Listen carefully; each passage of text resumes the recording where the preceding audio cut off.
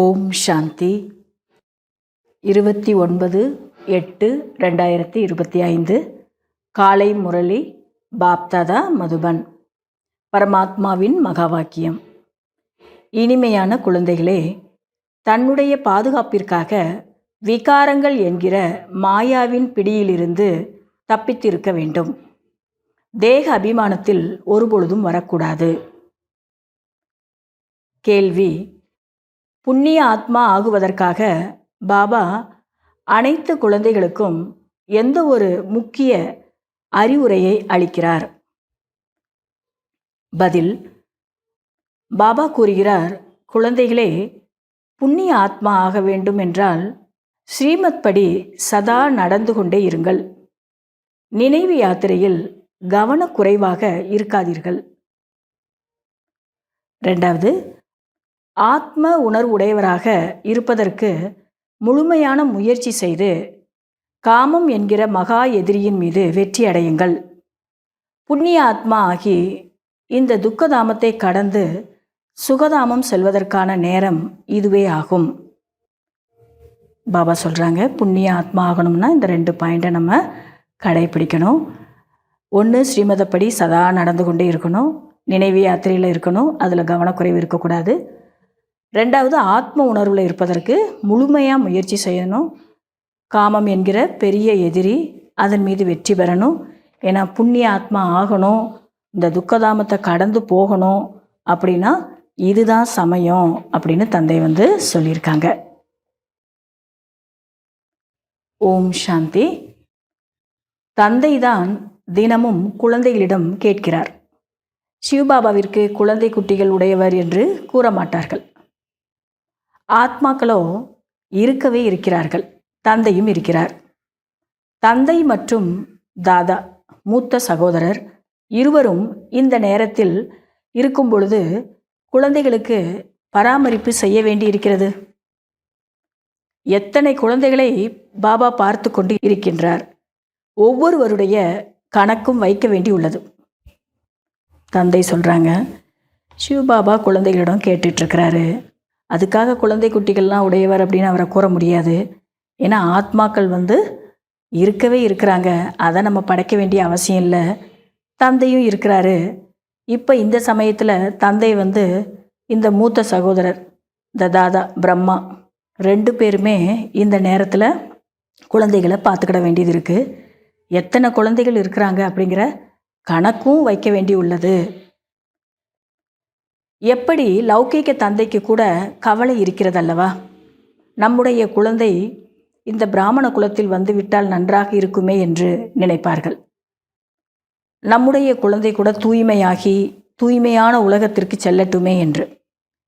இந்த பழைய வாய்க்காலில் எங்கேயும் விழுந்துவிடக்கூடாது. எல்லையற்ற தந்தைக்கும் குழந்தைகள் மீது கவலை இருக்கிறது. எத்தனை சென்டர்கள் உள்ளன? எந்த குழந்தையை எந்த சென்டருக்கு அனுப்பினால் பாதுகாப்பாக இருப்பார்கள்? இதை போன்ற கவலையெல்லாம் இந்த எல்லையற்ற தந்தைக்கும் இருக்குது. தற்காலத்தில் பாதுகாப்பாக இருப்பது கூட கடினமாக உள்ளது.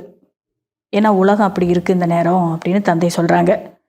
உலகத்தில் எந்த ஒரு பாதுகாப்பும் இல்லை. சொர்க்கத்திலோ ஒவ்வொருவருக்கும் பாதுகாப்பு உள்ளது. இங்கு ஒருவருக்கும் பாதுகாப்பு இல்லை. எங்கேயாவது விகாரங்கள் என்கிற மாயாவின் பிடியில் சிக்கிவிடுகிறார்கள். இப்பொழுது ஆத்மாக்களாகிய உங்களுக்கு பாதுகாப்பு உள்ளது. குழந்தைகளாகிய நீங்கள் இப்பொழுது மிக பெரியவர்களுக்கும் கூட புரிய வைக்க வேண்டும். சேவையை எப்படி அதிகரிப்பது என்பதை தங்களுக்குள் ஒன்று சேர்ந்து ஆலோசிக்க வேண்டும். பறக்கும் சேவை, அதாவது வேகமான பாதையில் செல்லக்கூடிய சேவை எப்படி செய்வது என்று தங்களுக்குள் ஆலோசிக்க வேண்டும்.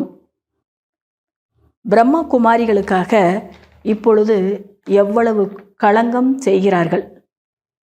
இவர்களோ உண்மையானவர்கள் என்று பின்னால் புரிந்து கொள்வார்கள்.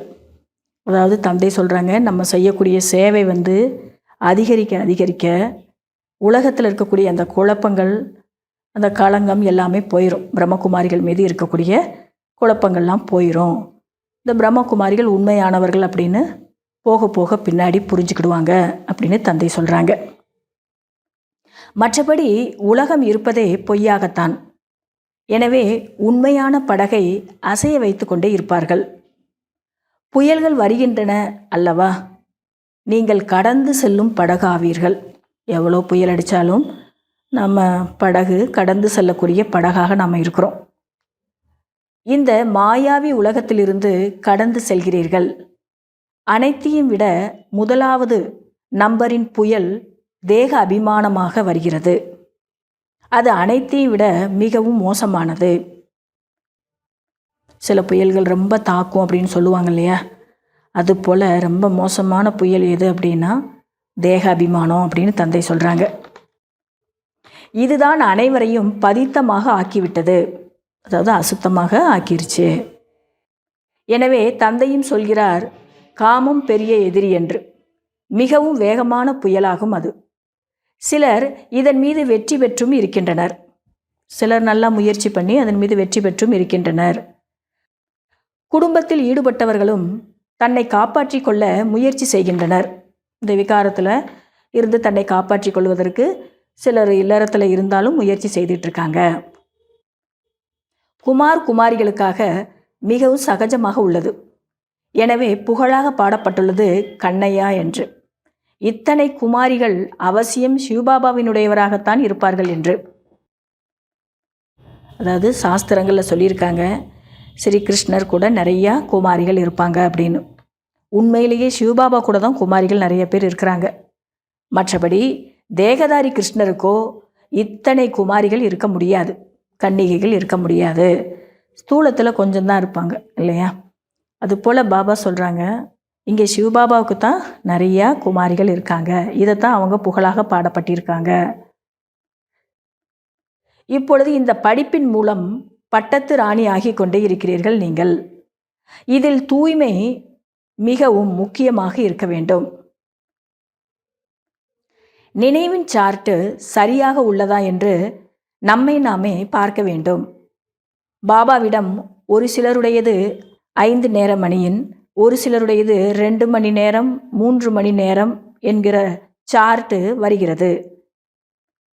ஒரு சிலரோ எழுதுவதே இல்லை, மிகவும் குறைவாக நினைவு செய்கிறார்கள். அனைவருடைய நினைவு யாத்திரையும் ஒரே மாதிரியாக இருப்பது கிடையாது. பாபா சொல்கிறாங்க, சிலர் 5 மணி நேரம் எழுதுகிறேன் பாபா அப்படின்னு சொல்லுவாங்க. 5 மணி நேரம் நான் உங்களை நினைக்கிறேன் அப்படின்னு சொல்லுவாங்க. சிலர் 2 மணி நேரம், 3 மணி நேரம்னு சொல்லுவாங்க. இதெல்லாம் ஒரே ஸ்டாண்டர்டாக இருக்காது, மாறிக்கிட்டே இருக்கும். நினைவு யாத்திரை மாறிக்கிட்டே இருக்கும் அப்படின்னு தந்தை சொல்கிறாங்க.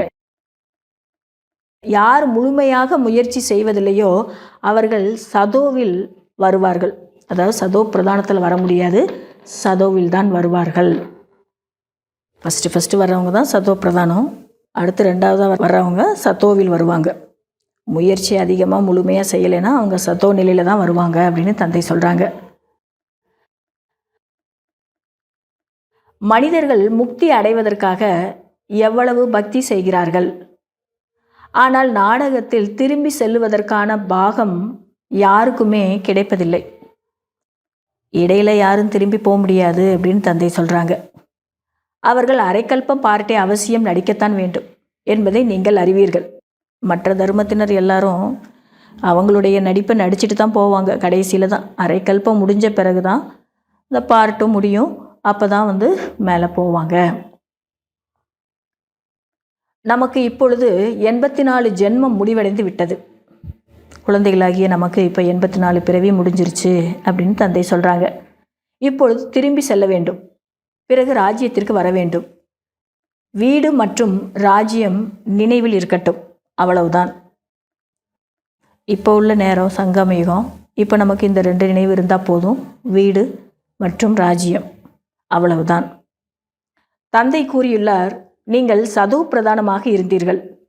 அப்பொழுது வேறு யாரும் கிடையாது, வேறு எந்த தர்மத்தினரும் இல்லை.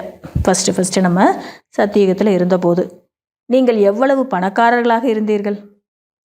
பல பிறவிகளாக பணக்காரர்களாக இருந்தீர்கள். பாபா சொல்கிறாங்க, சத்தியுகத்தில் நீங்கள் பணக்காரர்களாக இருந்தீங்க, பல பிறவிகளாக நீங்கள் பணக்காரர்களாக இருந்தீங்க. ஆனால் இந்த கலியுகத்தில் பார்த்தீங்கன்னா பணக்காரர்களுக்கு ஆசைங்கிறது இருக்கும் இல்லையா? எவ்வளவு ஆசைகளோ அவ்வளவு பெரிய துக்கம் அடைய வேண்டும். யாரிடம் நிறைய செல்வம் இருக்கிறதோ அவர்கள் பின்னால் அதில் மிகவும் சிக்கிக் கொள்கிறார்கள். இந்த நேரத்தினுடைய விஷயத்தை தந்தை சொல்கிறாங்க. ஒரு பொழுதும் அவர்களால் நிலைத்திருக்க முடியாது. இங்கே கிளாஸுக்கு வந்தாலும் பாபாவுடைய குழந்தையாக ஆனாலும் அவங்களால நிலைத்திருக்க முடியாது. ஏன்னா பணத்தின் மேலே தான் புத்தி போகும், அதில் தான் சிக்கியிருப்பாங்க. சாதாரண ஏழைகள் தான் சமர்ப்பணம் ஆகிறார்கள். செல்வந்தர்கள் ஒருபொழுதும் ஆக மாட்டார்கள். அவர்கள் சம்பாதிப்பதே புத்திரர்கள் போத்திரர்கள் தங்களது குலம் வளர்ந்து கொண்டே இருக்க வேண்டும் என்பதற்காகத்தான். அதாவது பணக்காரர்கள் சம்பாத்தியத்தில் ரொம்ப மும்முரமாக இருப்பாங்க. அதிகமாக அந்த பணத்திலேயே சம்பாதிக்கிறதுலே இருப்பாங்க. ஏன்னு கேட்டால் என்னுடைய பையன்கள் சாப்பிட்ணும், பேர பசங்க சாப்பிடணும், என்னுடைய குலம் நல்லா வளர்ந்து போகணும் அப்படிங்கிறதுக்காக பணத்தை செய்கிறதுலையே ஈடுபடுத்திகிட்டு இருப்பாங்க புத்தி. சுயம் அவர்கள் அந்த வீட்டில் வரப்போகிறவர்கள் இல்லை. பாருங்கள், மற்றவங்களுக்காக செய்துட்டு அவங்க இறந்து போயிடுவாங்க. அந்த வீட்டிலையே மறுபிறவி எடுப்பாங்களா அப்படின்னா அங்கே அவங்க வரப்போகிறது கிடையாது. ஆனால் சம்பாத்தியம் மட்டும் புத்தி மட்டும் பணத்திலேயே செலுத்திக்கிட்டு இருப்பாங்க அப்படின்னு தந்தை சொல்கிறாங்க. நல்ல கருமம் செய்திருந்த புத்திரர்கள் பேரன்கள் அந்த வீட்டில் ஜென்மம் எடுக்கிறார்கள். நிறைய தானம் செய்தவர்கள் அவர்கள் ராஜா ஆகிறார்கள். அதாவது ஒரு பிறவியில் செய்த விஷயங்கள் அடுத்த பிறவியில் கிடைக்கும். தானம் நல்லா செய்திருந்தாங்க அப்படின்னா பணக்கார வீட்டில் போய் பிறந்து எந்த உழைப்பும் இல்லாமல் இருக்கிற பணத்தை வச்சு நல்லா சந்தோஷமாக வாழ்ந்துக்கிட்டு இருப்பாங்க. அவங்க ராஜா போக வாழ்க்கையை வாழ்ந்துட்டு இருப்பாங்க. இதை மாதிரி மருத்துவமனை கட்டி விட்டாலும் ஒரு பள்ளிக்கூடம் கட்டி விட்டாலும் அவங்களுக்கு அடுத்தடுத்த பிறவியில் பலன் இருக்குது. இப்பொழுது நாம் சங்கமயுகத்தில் அமர்ந்துள்ளோம். மற்றவர்கள் அனைவரும் கலியுகத்தில் இருக்கிறார்கள். இது புருஷோத்தமமான சங்கம யுகமாகும். எனவே தன்னுடைய சார்ட்டை பார்த்து கொண்டே இருங்கள்.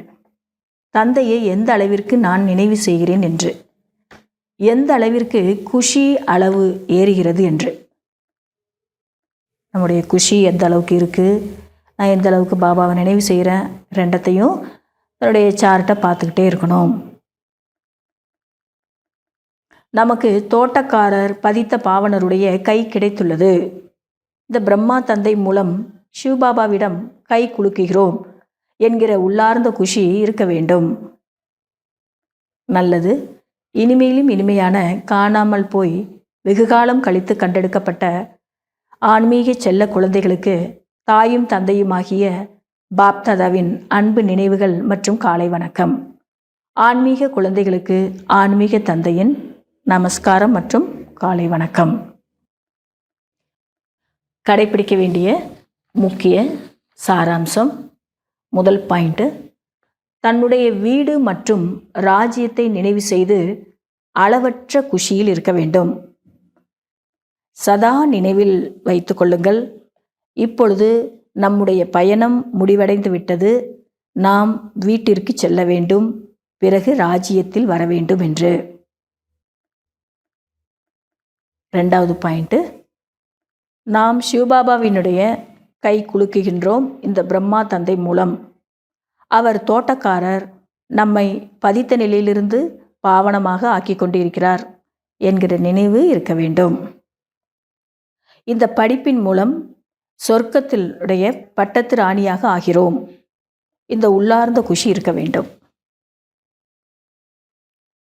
வரதானம். 3 விதமான வெற்றியின் மெடலை அடையக்கூடிய சதா வெற்றியாளர் ஆகுங்கள்.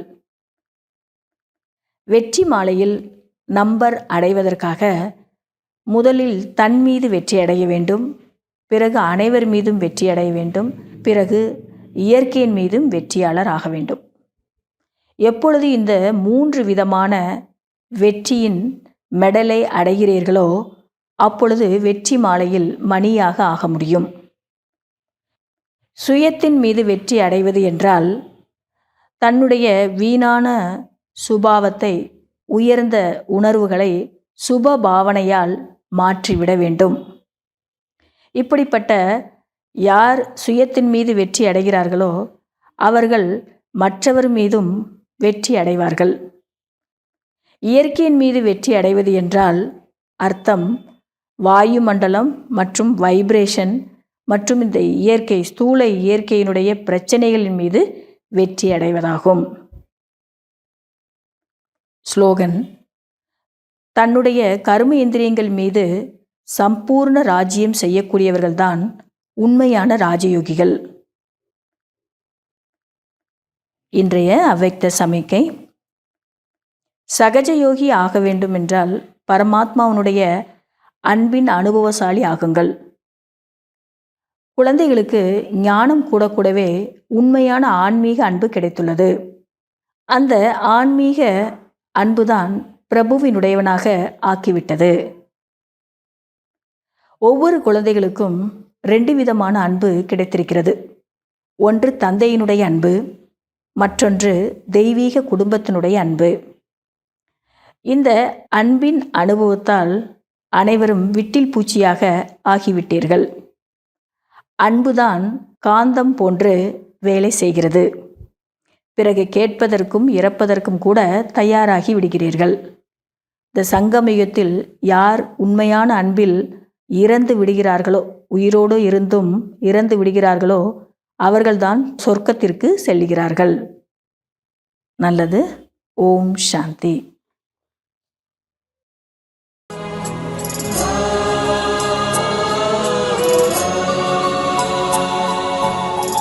உயிரோ உருகுது உந்தன் நினைவில்தான்,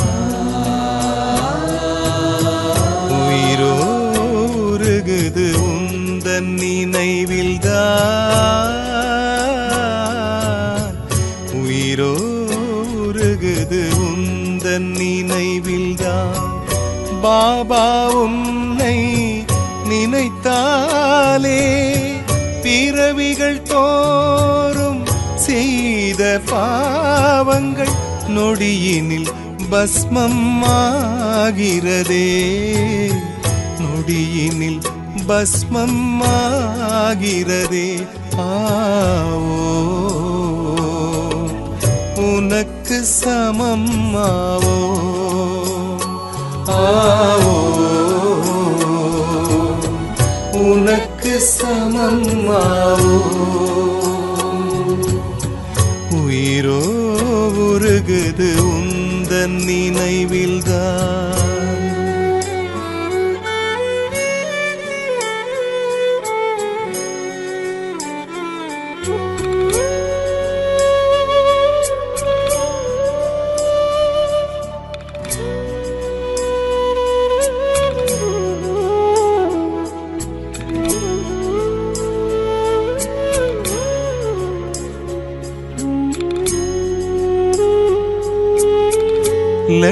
லட்சியமின்றியே வாழ்ந்து வந்தேன் நான், உயர்ந்த லட்சியம் தந்தது நீயே. லட்சியமின்றியே வாழ்ந்து வந்தேன் நான், உயர்ந்த லட்சியம் தந்தது நீயே. உண்மை அன்பை தேடி அலைந்தேன், உன்னிடம் தான் அந்த அன்பை அடைந்தேன். உண்மை அன்பை தேடி அலைந்தேன், உன்னிடம் தான் அந்த அன்பை அடைந்தேன். விடியலை நோக்கி என்னை நீ அழைத்தாய், விடியலை நோக்கி என்னை நீ அழைத்தாய். பாபா உனை நான் மறவேனே, பிறவிகள் தோறும் செய்த பாவங்கள் நொடியினில் பஸ்மம் ஆகிறதே, இனில் பஸ்மம் ஆகிறதே. ஆவோ உனக்கு சமம் ஆவோ,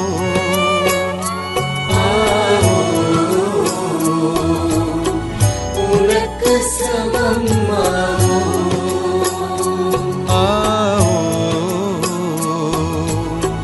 உனக்கு சமம் ஆவோ.